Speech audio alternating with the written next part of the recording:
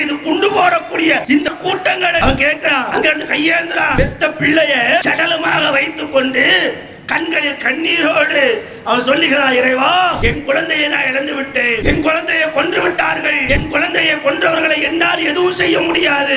ஆனா நீ பார்த்து கொண்டிருக்கிறியா அல்லாஹ், இந்த படுபாதக செயலில், இந்த பாவமான காரியத்திலே யாரெல்லாம் ஈடுபட்டார்களோ அவர்களை எல்லாம் நீ புட்டியா அல்லாஹ் என்று அங்கே நின்று நம் சகோதரன் கையேந்துகின்றானே, நம் சகோதரன் கரத்தில் ஏந்தி கொண்டு கதறுகின்றானே. நமக்கு அந்த எண்ணம் இல்லையா? நம்முடைய குழந்தை நினைச்சு பாருங்க, எந்த அக்கிரமமும் இல்லாம அநியாயமும் இல்லாம சாதாரணமாக இயற்கை மௌத்தை தழுவினாலே ஒவ்வொரு தாயும் தந்தையும் எவ்வளவு வேதனைப்படுகின்றோம், அழுது கண்ணீர் விட்டு புலம்புகின்றோமே. இன்னைக்கு அவர்கள் பிள்ளைகளை நம்மை விட பாசமாக நேசமாக வளர்த்த குழந்தைகளை அநியாயமாக கொள்றானே, துப்பாக்கியால் சுட்டுக் கொள்ளுகின்றானே, குழந்தைகள் என்று பார்க்காமல் குண்டுகள் மலைகளை பொழிய செய்து கொள்ளுகின்றானே. பெற்ற தாயின் கண்ணு முன்னாலே குழந்தை இறந்து போகிறதே, பெற்ற குழந்தையின் கண்ணு முன்னாலே தாய் இறந்து போகின்றானே. தாய் இறப்பதை பிள்ளை பார்க்கிறான், பிள்ளை இறப்பதை தாய் பார்க்கின்றால் அவருடைய உணர்வுகள் எப்படி இருக்கும் சகோதரர்களே? அவருடைய உள்ளங்கள் எப்படி இருக்கும் சகோதரர்களே? அற உயிர் கிடக்கக்கூடிய நேரத்தில் ஒரு தாய் தன் பிள்ளையை பார்த்து சொல்லுகின்றால், குண்டடிப்பட்டவை பிள்ளைகள் அழுது கொண்டிருக்கக்கூடிய காட்சியை பார்த்து பிள்ளைகள் சொல்லுகின்றால், அழாதே, கவலைப்படாதே, பின்வாங்காதே, நம்மோடு அல்லாஹ் இருக்கிறான். எத்தனை உயிர்கள் பறிக்கப்பட்டாலும் சரி, நம்முடைய சுதந்திர காற்று பாலஸ்தீனத்தை உருவாக்கிய தீர வேண்டும் என்று அந்த பெண்மணி சொல்லிவிட்டு மறதித்தாலே குழந்தைகளை அழிக்கிறாரே. போர் குற்றம் தெளிவாய் நடக்கும் போதும், போர் குற்றம் தெளிவாய் நடக்கும் போதும் மௌனம் ஏன், மௌனம் ஏன், மௌனம் ஏன், மௌனம் ஏன், மௌனம் ஏன், மௌனம் ஏன், மௌனம் ஏன், மௌனம் ஏன், கொத்து கொத்தாய் சடலங்கள், கொத்து கொத்தாய் சடலங்கள், கொத்து கொத்தாய் சடலங்கள், கொத்து கொத்தாய் சடலங்கள், குவியல் குவியலாய் கட்டடங்கள், குவியல் குவியலாய் கட்டடங்கள், குவியல் குவியலாய் கட்டிடங்கள். உலகத்தில் உள்ள கண்கள் எல்லாம், உலகத்தில் உள்ள கண்கள் எல்லாம் அஃபாவின் மீது இருக்குதடா, அஃபாவின் மீது இருக்குதடா. காசா மக்களின் சோக காட்சியை, காசா மக்களின் சோக காட்சியை கண்கள் காண மறுக்கிறதே, கண்கள் காண மறுக்கிறதே. பாலஸ்தீனத்தின் மரண குரல்கள், பாலஸ்தீனத்தின் மரண குரல்கள் மனதில் ஈட்டியை பாய்ச்சுகிறதே, மனதில் ஈட்டியை பாய்ச்சுகிறது. அடைக்கலம் கொடுத்த பாலஸ்தீனை, அடைக்கலம் கொடுத்த பாலஸ்தீனை அடக்க துடிக்கும் அரக்கனே, அடைக்க துடிக்கும் அரக்கனே, அழிக்க துடிக்கும் அரக்கனே, அடைக்க துடிக்கும் அரக்கனே, இஸ்ரேல் நாட்டின் அரக்கனே, இஸ்ரேல் நாட்டின் அரக்கனே, அழிந்து போவாய், அழிந்து போவாய், அழிந்து போவா, அழிந்து போவா, ஒன்னா நம்பர் பயங்கரவாதி, ஒன்னா நம்பர் பயங்கரவாதி, உலகின் முதல் தீவிரவாதி, உலகின் முதல் தீவிரவாதி, பாலஸ்தீனத்தின் பிச்சையிலே உயிர் பிழைத்த துரோகிகள், இஸ்ரேலர்கள் துரோகிகள், சொந்த மண்ணின் மைந்தர்களை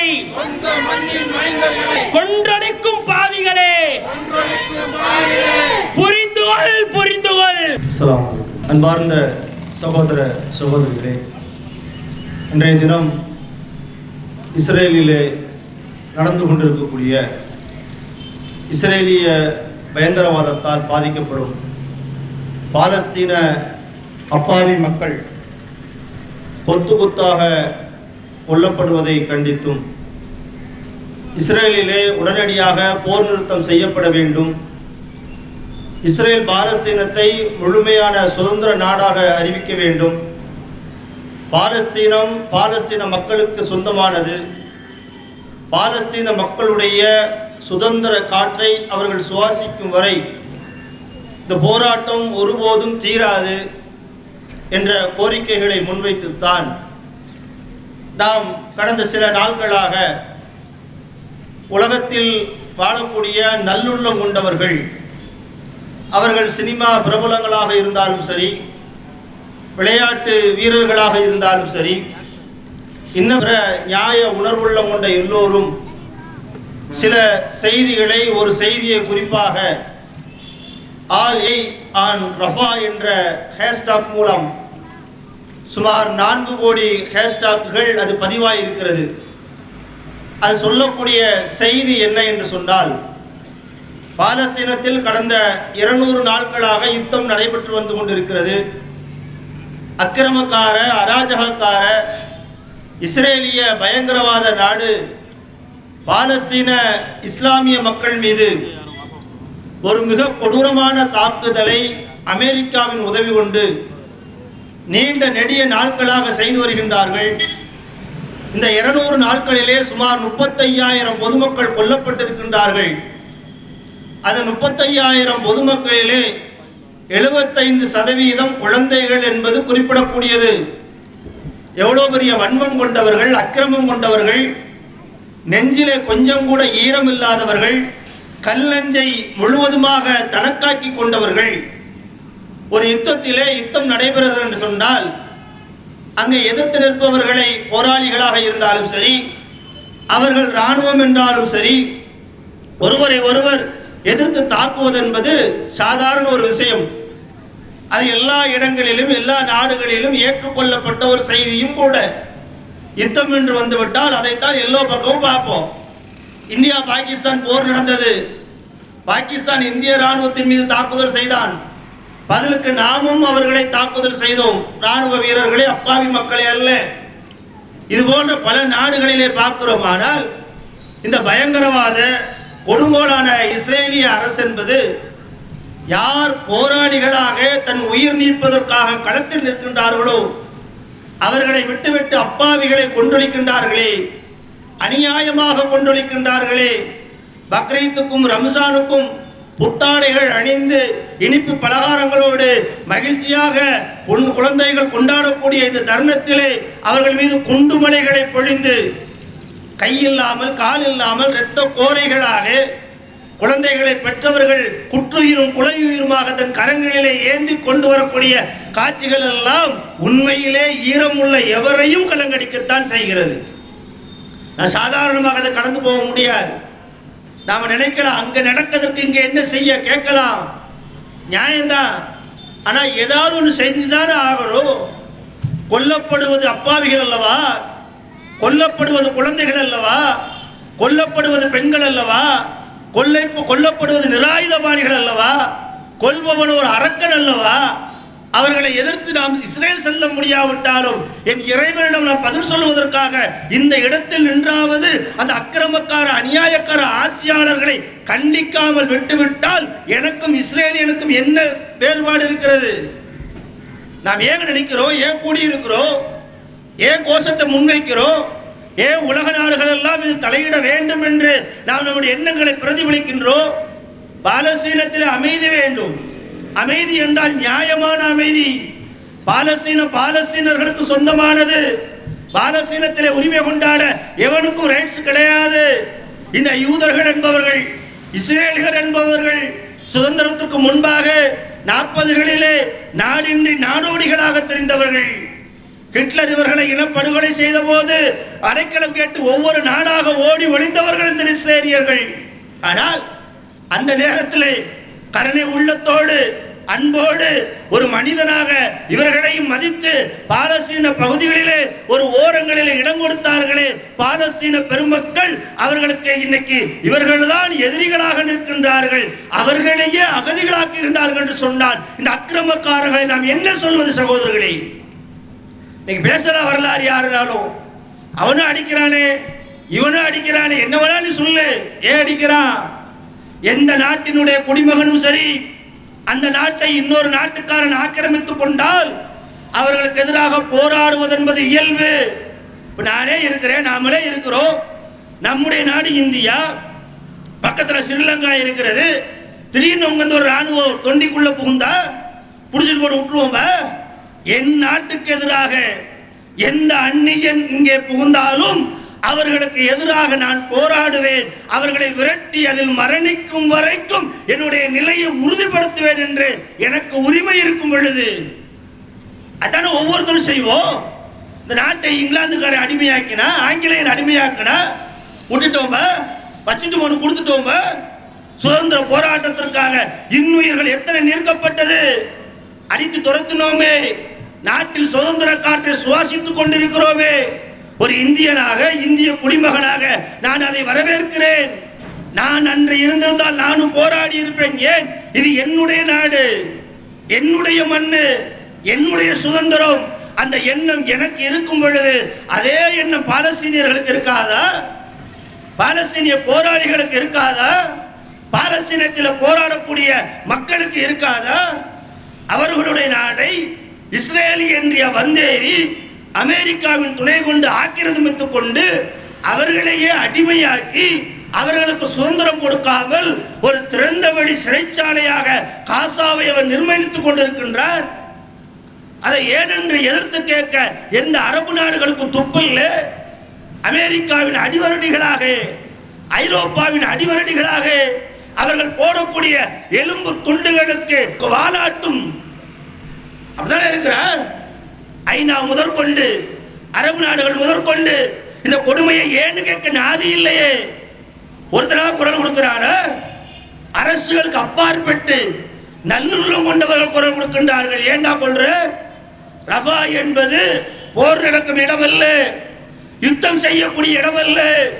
இஸ்ரேல் நாடு, இஸ்ரேலிய பயங்கரவாதம் பாலஸ்தீனத்தில் நடத்தப்படக்கூடிய ஒரு தாக்குதல்.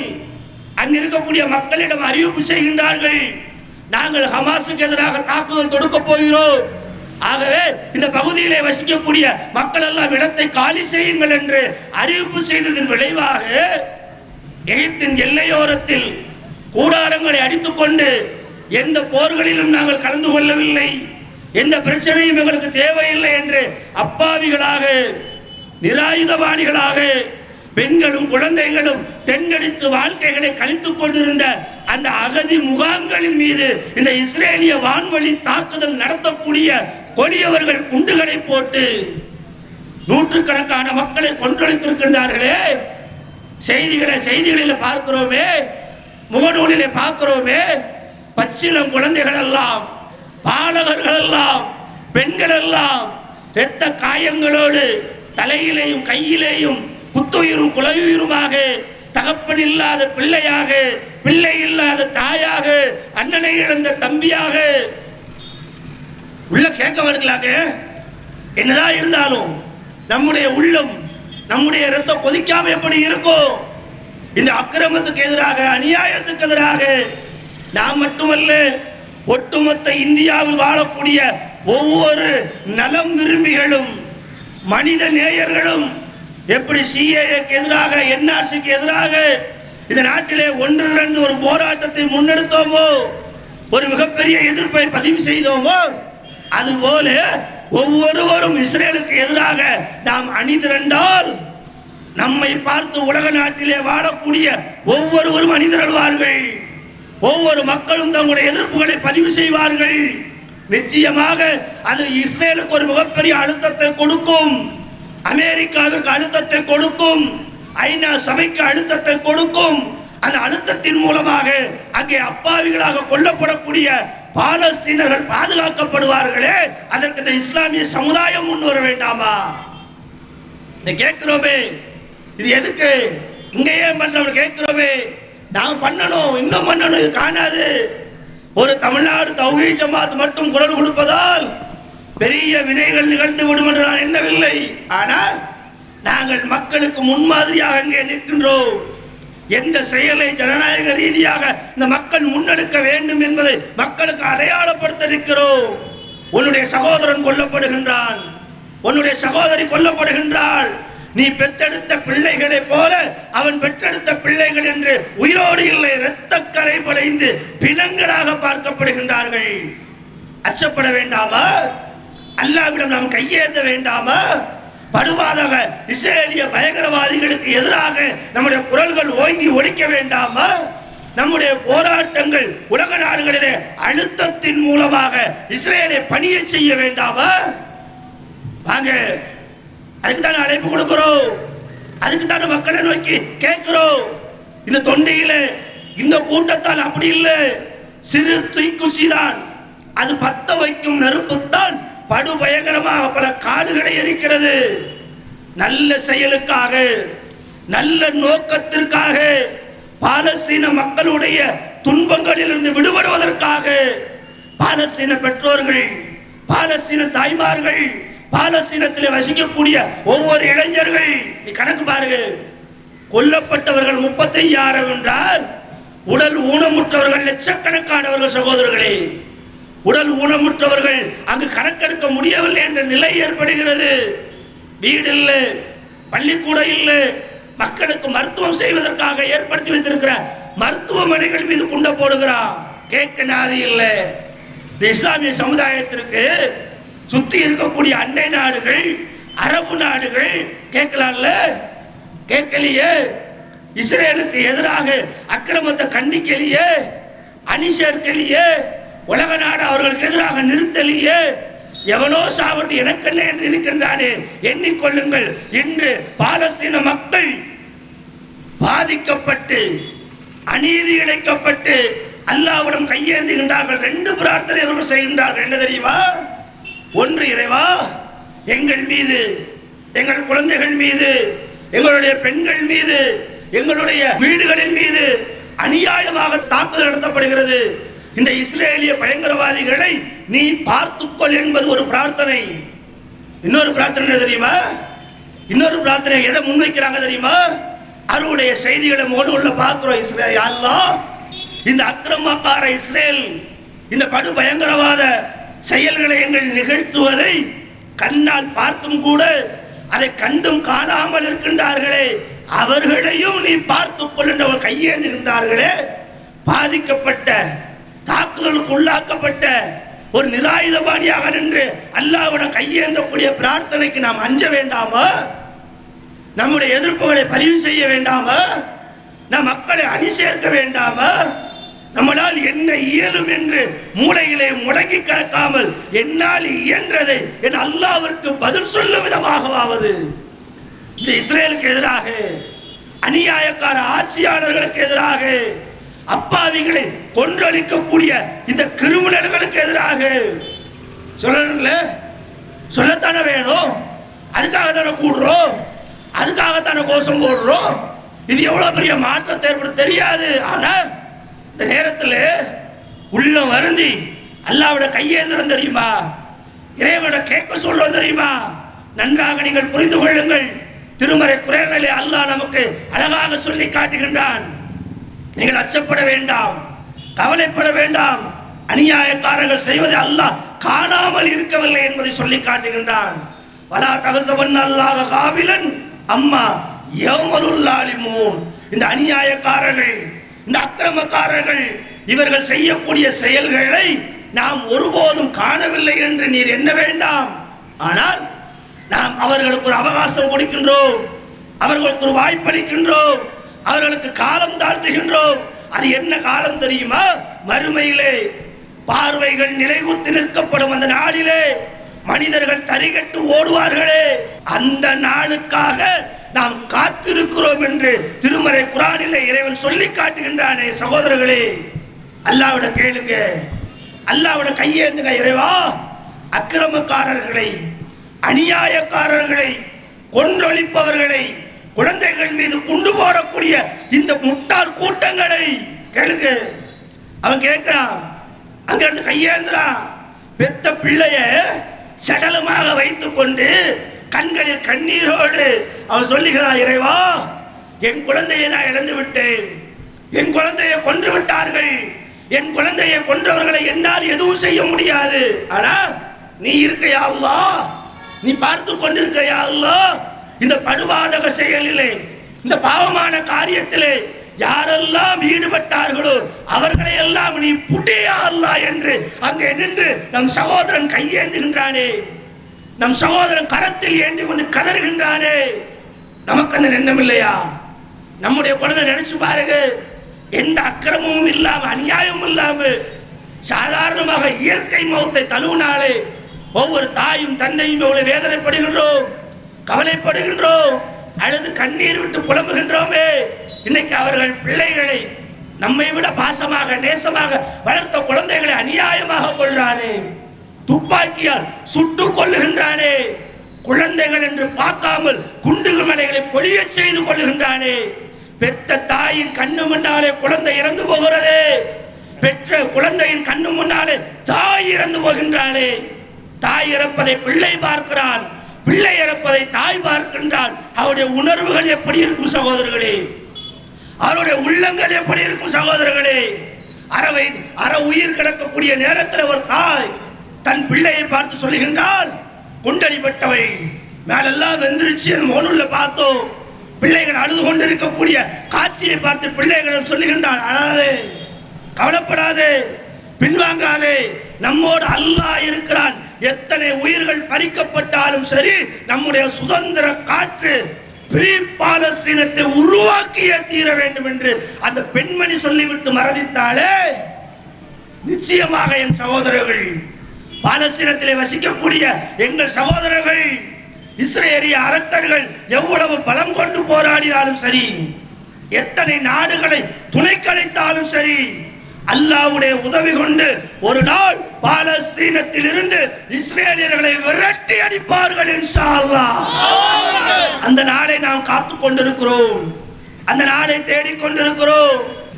ஆனால் அது நடக்கும், நடக்காமல் இருக்காது. அது நபிகளுடைய முன்னறிவிப்பு. மஸ்ஜிதுல் அக்ஸா மீட்கப்படும், பைத்துல் முகத்தஸ் மீட்கப்படும், அது இஸ்லாமியர்கள் ஆளுமைக்கு உட்படுத்தப்படும், எந்த மாற்று கருத்தும் இல்லை. இன்னைக்கு நடக்காம போகலாம், நாளைக்கு நடக்காம போகலாம். இன்னைக்கு குண்டுமலையை பொழிந்து அவன் பல ஆயிரம் பேரை கொல்லலாம். ஆனால் அங்கு பெற்றெடுக்கப்படக்கூடிய ஒவ்வொரு குழந்தைகளும் இஸ்ரேலுக்கு எதிராக போராடக்கூடிய போராளிகளாகத்தான் உருவாகும் இன்ஷா அல்லாஹ். அவர்கள் பயப்படல. என் பாலஸ்தீனிய சகோதரன் ஒருபோதும் பயப்படல, ஒருபோதும் பின்வாங்கல. அவன் போய் பத்திரிகையாளர் கேட்கிறான், அந்த நாட்டுக்குள்ள யுத்தம் நடக்கிறது, குண்டுமலை பொழிகிறது, அந்த நிகழ்ச்சி நடக்கும் பொழுதே பக்கத்தை குண்டை போடுறான். அவன் கேட்கிறான், இவ்வளவு கடினமான சூழ்நிலை, வீடுகள் எல்லாம் இடிக்கப்படுகிறது, குண்டுமலை பொழியப்படுகிறது, நீங்கள் மரணித்து விடுவீர்கள் என்ற பயம் உங்களுக்கு இல்லையா? நீங்கள் உங்களை காப்பாற்றிக் கொள்ள கொஞ்சம் வெளியேறலாமே என்று கேட்கும் பொழுது சொல்லுகின்றான், நான் இந்த நாட்டிலே பிறந்தவன், இந்த நாட்டிலே வளர்ந்தவன், இது என்னுடைய நாடு, என்னுடைய மண்ணு, என்னுடைய பள்ளி, என்னுடைய போராட்டம். நான் இங்கு வாழ்வது இவர்களை எதிர்ப்பதற்காகத்தான். அந்த வாழ்வு எனக்கு அளிக்கப்படாமல் நான் மரணித்தால் அதுவும் எனக்கு வெற்றிதான் என்று ஈமானிய உணர்வோடு பேசுகின்றானே, அதில் நமக்கு ஒரு பாடம் இல்லையா? படிப்பினை இல்லையா? நம்மை போல சமகாலத்திலே வாழக்கூடிய நம் சகோதரர்கள் குண்டுமலைக்கு முன்பாக நின்று குழந்தைகளை இழந்தவர்கள் ஒப்பாரி வைக்கல, ஓலமிடல, அல்லாஹ்விட கையேற்றுகின்றார்கள். அவர்கள் பேசுகின்றார்கள், எங்களுக்கு இழைக்கப்படும் அநீதிகளை அல்லாஹ் காணாமல் இல்லை, கண்டிப்பாக பார்ப்பான், மறுமையில பிடிப்பான். அந்த தீர்ப்புக்காக நாங்கள் காத்திருக்கிறோம், அந்த நாளுக்காக நாங்கள் காத்திருக்கிறோம். அந்த நாளை அடையும் பொழுது எங்களுக்கான நீதி கிடைக்கும் என்ற ஈமானிய உணர்வை வெளிப்படுத்துகின்றார்களே, அத்தகைய ஈமானிய உணர்வு உலகத்தில் வாழக்கூடிய எல்லா முஸ்லிம்களுக்கும் வெளிப்பட வேண்டும். சகோதரர்களே, சோதனை இல்லாமல் சொர்க்கம் போக முடியாது. சொர்க்கம் அவ்வளவு எளிதானது அல்ல. நீங்கள் சொர்க்கத்திற்கு செல்ல வேண்டும் என்று சொன்னால் சோதனைகளை அனுபவிக்கத்தான் செய்யும். உங்கள் நம்பிக்கைக்கு எதிராக, உங்கள் கொள்கைக்கு எதிராக, உங்கள் மார்க்கத்துக்கு எதிராக, நீங்கள் வசிக்கக்கூடிய உங்களுடைய இருப்பிட எல்லாத்துக்கு எதிராகவும் அக்கிரமக்காரர்களும் அநியாயக்காரர்களும் உங்களை விரட்டுவதற்கு வரத்தான் செய்வான். புல்டோசரோடு வருவான். வந்தார்களா இந்தியாவில்? இன்னும் வருவான். நன்றாக சிந்தித்துக் கொள்ளுங்கள். வானில் இருந்து பொழியப்படும் குண்டுமலை கஞ்சாத சமுதாயம், அவர்களை பார்த்து இஸ்லாமிய சமுதாயம் இந்தியாவிலே பாடம் படிக்க வேண்டும். உள்ள உறுதி, ஈமானிய உறுதி, நம்பிக்கை உறுதி, அல்லாஹ்விடம் வெகுமதி கிடைக்கப்பெற வேண்டும் என்ற ஆசை மிக்க வாழ்வு. இந்த உலக வாழ்வல்ல பெரியது. அவன் வாழாத வாழ்க்கையா? அவனுக்கு இல்லாததா? ஆனா அவன் நாடினால் அந்த நாட்டை விட்டு தப்பித்து வேறு நாட்டுக்கு செல்லலாம், அகதிகளாக செல்லலாம். போகமாட்டான். போகலே. எங்கள் வாழ்வும் மரணமும் பாலஸ்தீனத்தில் தான், பாலஸ்தீன வெற்றியில் தான், இந்த இஸ்ரேலுக்கு எதிராகத்தான். ஏனென்றால் எங்களிடம் நியாயம் இருக்கிறது என்று பேசுகிறான். அவன் அக்கிரமாக போராடவில்லை. இஸ்ரேல அதில் ஏன் நாடு, என்னுடைய மண்ணு, நாங்கள் வளர்ந்தவர்கள், நாங்கள் உங்களுக்கு வாழ்வளித்தவர்கள், நீங்கள் எங்களை அடிமையாக்குவதை ஒருபோது ஏற்றுக்கொள்ள மாட்டோம்.